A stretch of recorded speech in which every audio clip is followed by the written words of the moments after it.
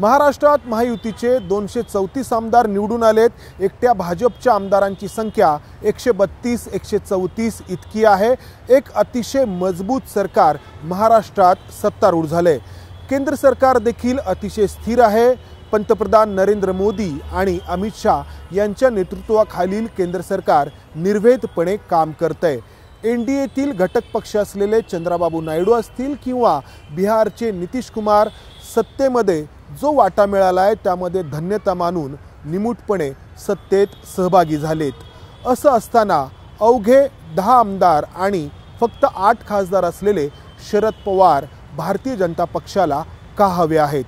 या प्रश्नाचं उत्तर आपण या व्हिडिओच्या माध्यमातून जाणून घेण्याचा प्रयत्न करणार आहोत।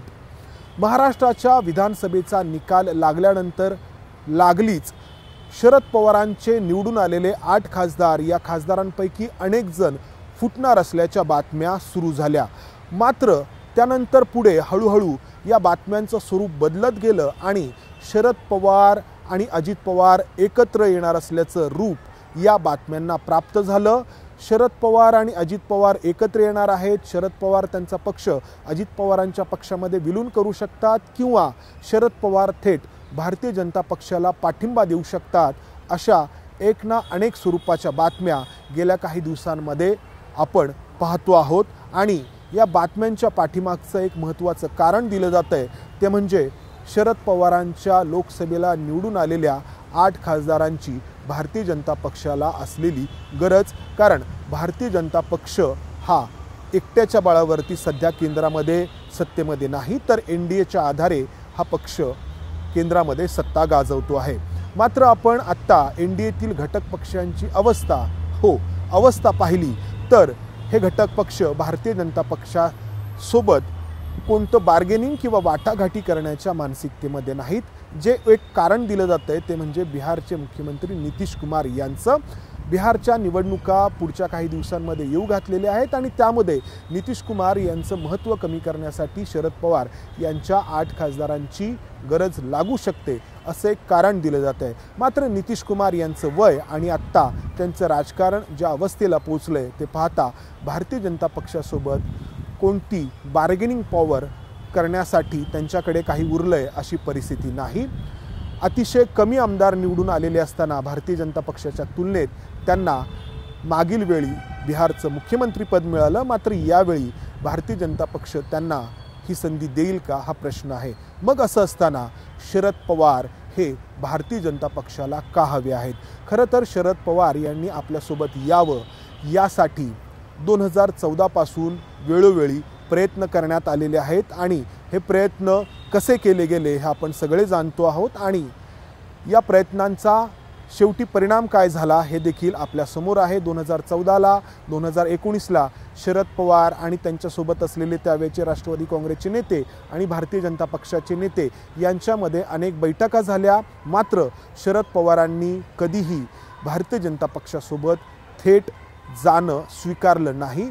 त्यांनी बैठका घेतल्या, चर्चा केल्या, एका अर्थाने भारतीय जनता पक्षातील नेत्यांना आणि त्यांच्या स्वतःच्या पक्षातील नेत्यांना देखील गाफील ठेवलं। मात्र भारतीय जनता पक्षासोबत ते कधीही आघाडीकर्ते झाले नाहीत आणि त्याचा परिणाम म्हणून त्यांना त्यांचा पक्ष या पक्षाचं चिन्ह गमवावं लागलं आणि या पक्ष आणि चिन्ह गमावण्याबरोबरच छगन भुजबळ, प्रफुल्ल पटेल, दिलीप वळसे पाटील, सुनील तटकरे आणि खुद्द अजित पवार यांच्यासारख्या नेत्यांवरती पाणी सोडावं लागलं आणि शरद पवारांनी हे सगळं स्वीकारून भारतीय जनता पक्षासोबत न जाणं हे स्वीकारलं।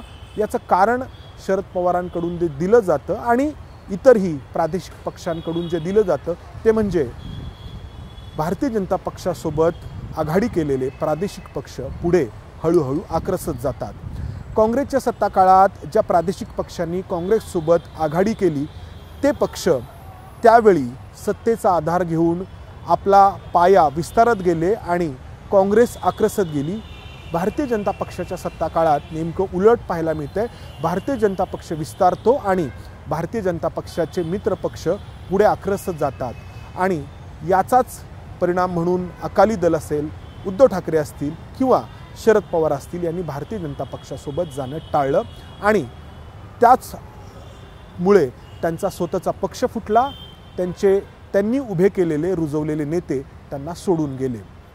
असं असताना आता या वयाच्या टप्प्यावरती शरद पवार जे उरलेले 10 आमदार आहेत किंवा जे 8 खासदार निवडून आलेले आहेत ते आपल्यासोबत राहावे म्हणून भारतीय जनता पक्षासोबत जाणं स्वीकारतील का? हा झाला पहिला प्रश्न। आणि जो मूळ प्रश्न जो विचारण्यात आला माझ्याकडून तो म्हणजे अवघे 10 आमदार असलेले आणि 8 खासदार असलेले शरद पवार भारतीय जनता पक्षाला का हवे आहेत? याचं कारण आहे ते म्हणजे शरद पवारांची ताकद फक्त आकड्यांमध्ये कधीच मोजता येत नाही। शरद पवार हे महाराष्ट्राच्या मातीत राजकीय, सामाजिक आणि सांस्कृतिक क्षेत्रामध्ये अतिशय खोलवर ज्यांची मुळं रुजलेली आहेत असं व्यक्तिमत्व आहे आणि यामुळं त्यांच्या पाठीमागे इथल्या राजकीय, सामाजिक आणि सांस्कृतिक चळवळी देखील उभ्या असल्याचं आपण पाहतो आहोत। आणि याचं उदाहरण दिल्लीमध्ये होऊ घातलेल्या अखिल भारतीय मराठी साहित्य संमेलनाचं स्वागत अध्यक्षपद हे त्यांना देऊ केलं जाणं आणि यामुळे महाराष्ट्राचा एक मोठा सांस्कृतिक आणि सामाजिक पट राजकारणाबरोबरच शरद पवार हे व्यापून आहेत। भारतीय जनता पक्ष 2014 पासून महाराष्ट्रामध्ये सत्तेवरती आहे आणि शहरी मध्यमवर्ग बऱ्यापैकी भारतीय जनता पक्षाने सांस्कृतिकदृष्ट्या देखील स्वतःकडे वळवलेला आहे। फक्त मतदार म्हणूनच नाही तर आपलं सांस्कृतिक धोरण, आपली संस्कृती, धर्म याबद्दलची धारणा देखील भारतीय जनता पक्षाने या मतदाराच्या बऱ्यापैकी गळी उतरवलेली आहे। मात्र त्या व्यतिरिक्त एक मोठा असा सांस्कृतिक आणि सामाजिक पट आहे जो व्यापणं अजूनही भारतीय जनता पक्षाला जमलेलं नाही। महाराष्ट्राला जर गुजरातसारखं भारतीय जनता पक्षाला बनवायचं असेल, महाराष्ट्रामध्ये गुजरात मॉडेल राबवायचं असेल आणि या मॉडेलच्या माध्यमातून 25-30 वर्ष महाराष्ट्रावरती जर सत्ता गाजवायची असेल तर इथला सांस्कृतिक आणि सामाजिक पट देखील भारतीय जनता पक्षाला व्यापावा लागेल आणि त्यासाठी शरद पवार हे एक मोठा अडथळा आहेत।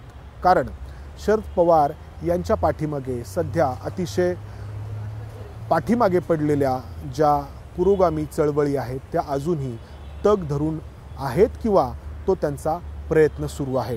मात्र शरद पवारांनी जर थेट भारतीय जनता पक्षाला पाठिंबा दिला तर पुरोगामी चळवळींची एक लेगसी किंवा पुरोगामी चळवळींचा इतिहास किंवा परंपरा यांनी भारतीय जनता पक्षाला स्वीकारलं आहे असं होईल आणि एका अर्थाने अधिमान्यता भारतीय जनता पक्षाच्या राजकारणाला, त्यांच्या सांस्कृतिक राजकारणाला या चळवळींकडून देखील मिळालेली आहे असा दावा करणं भारतीय जनता पक्षाकडून सोपं होईल। खरं तर भारतीय जनता पक्ष या पक्षाचे नेते फुले शाहू आंबेडकर यांचं नाव घेतात, त्या पद्धतीने त्यांचा राजकारण करण्याचा प्रयत्न देखील असतो। मात्र फुले शाहू आंबेडकर म्हणजे नक्की काय आणि त्यांचं राजकारण नक्की काय हे शरद पवार अगदी नेमकेपणानं जाणतात आणि हे त्यांचं जाणणं हेच भारतीय जनता पक्षाच्या इथल्या राजकारणासाठीचा अडथळा ठरलेला आहे। सध्या भारतीय जनता पक्षासोबत असलेले अजित पवार हे देखील आपण धर्मनिरपेक्ष असल्याचं, फुले शाहू आंबेडकर यांच्या विचारांनीच काम करत असल्याचं जरी सांगत असले तरी वास्तव सगळ्यांना ठाऊक आहे। अजित पवार आणि एकनाथ शिंदे हे कितीही दावा करत असले त्यांच्या स्वतंत्र अस्तित्वाचा तरी ते भारतीय जनता पक्षाच्या इंजिनला जोडलेले एक डबे आहेत आणि या इंजिनच्या पाठोपाठ जाणं हेच त्यांचं प्राक्तन आहे।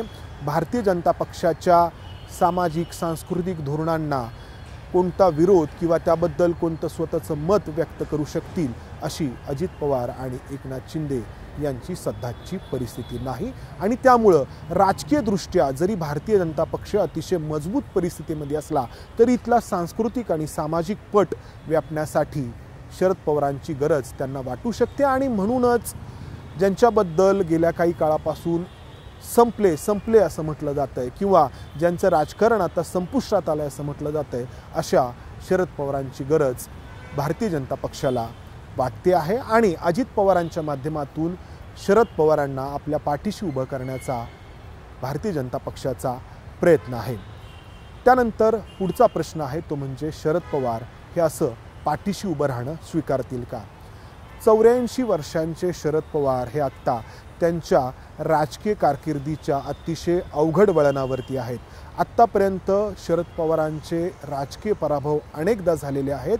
मात्र 2014चा अपवाद वगळता प्रत्येक वेळी त्यांनी वेगवेगळे पक्ष जरी स्थापन केले तरी 50हून अधिक आमदार निवडून आणलेले आहेत. यावेळी मात्र अवघे 10 आमदार त्यांच्या पक्षाचे निवडून आलेले आहेत आणि त्यांचं वय पाहता या 10 आमदारांना घेऊन पुढचं राजकारण पुढची 5 वर्ष करणं आणि आपले हे आमदार टिकवून ठेवणं, खास करून 8 खासदार टिकवून ठेवणं हे त्यांच्यासमोरचं मोठं आव्हान आहे. आणि त्यामुळं नजीकच्या कालावधीमध्ये यातील काही खासदार किंवा काही आमदार देखील त्यांना सोडून भारतीय जनता पक्षाकडे किंवा अजित पवारांकडे गेल्याचं आपण पाहणार आहोत. मात्र मूळ मुद्दा आहे तो म्हणजे शरद पवार हे स्वतः भारतीय जनता पक्षाला पाठिंबा देतील का? आणि भारतीय जनता पक्षाला जर आकड्यांची आत्ता कमतरता नाही तर मग शरद पवार का हवे आहेत? खरं तर शरद पवार आणि त्यांचं राजकारण हा भारतीय जनता पक्षाच्या पाठीराख्यांचा नेहमीच हेटाळणीचा विषय राहिलेला आहे. खाजगीमध्ये एक दुस्वास देखील शरद पवार आणि त्यांच्या राजकारणाबद्दल या एका गटाकडून आपल्याला सातत्याने जाणवत राहिला आहे. आणि आता शरद पवारांचा निसंशय अतिशय दारुण पराभव झालेला असताना ते जर भारतीय जनता पक्षाला पाठिंबा देते झाले तर या वर्गाचा अहम सुखावणार आहे. आणि त्याहून मोठं कारण ज्याची आपण आत्ता चर्चा केली, इथला सांस्कृतिक सामाजिक पट व्यापण्यासाठी शरद पवार हे भारतीय जनता पक्षाच्या पाठीमागे उभं राहणं हे भारतीय जनता पक्षाला हवं आहे. प्रश्न आहे तो शरद पवारांचा. शरद पवारांना अजित पवार सहकुटुंब भेटले, त्यांच्यासोबत इतर अनेक नेते देखील भेटले आणि त्यानंतर या सगळ्या चर्चांना सुरुवात झाली आहे. शरद पवारांना देखील या अशा चर्चा प्रत्येक वेळी हव्या असतात. ते अशा चर्चा एन्जॉय करतात आणि त्यातून त्यांच्याबद्दलची संदिग्धता ते नेहमी कायम ठेवतात. मात्र याचमुळे त्यांच्या राजकारणाला बेभरवशाचं लेबल चिकटवण्यात आलं आहे. मात्र शरद पवार याचा विचार करत नाहीत. अर्थात याचा परिणाम त्यांच्या राजकारणावरती नक्की होतो. मात्र शरद पवारांना या अशा चर्चा हव्या असतात आणि इथून पुढचं राजकारण पुढं चालवण्यासाठी काही लवचिकता देखील त्यांच्याकडून दाखवली जाण्याची शक्यता आहे. मात्र प्रश्न आहे तो म्हणजे स्वतः शरद पवार भारतीय जनता पक्षाला पाठिंबा देतील का? पाठिंबा देण्यासाठीचा शरद पवारांवरचा दबाव किती आणि कसा होता हे आपण सगळे जाणतो आणि प्रत्येक वेळी हा दबाव शरद पवारांनी झुगारून दिला आणि या बदल्यात त्यांनी अजित पवार, छगन भुजबळ, त्यानंतर दिलीप वळसे पाटील आणि प्रफुल्ल पटेल यांची किंमत मोजली. आता या 10 खासदारांसाठी आणि 8 खासदारांसाठी शरद पवार नमतं घेतील का? शरद पवारांचा अतिशय दारुण पराभव झालेला आहे. मात्र पराभव आणि शरणागती यामध्ये फरक असतो. शरद पवारांचा पराभव तर झालेला आहे, मात्र आता पराभूत झालेले शरद पवार शरणागती स्वीकारून भारतीय जनता पक्षाच्या पाठीमागे उभा राहतील का, की पुन्हा एकदा संघर्षाचा मार्ग स्वीकारतील? कॅमेरामन अमोल गवाळेसह मी इथेच थांबतो.